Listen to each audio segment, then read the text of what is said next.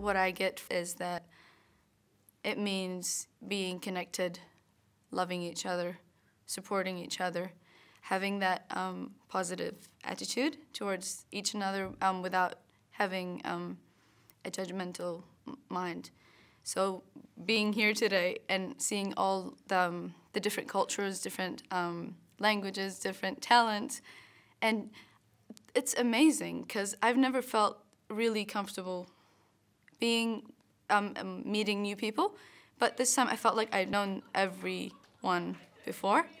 It's because we work together. We generate new ideas together. We respect each other's thoughts without saying, oh no, mine is better, whatever. So you feel like you're connecting on a spiritual level. You're connecting on just how you think. You kind of go along with each other, and it works like magic.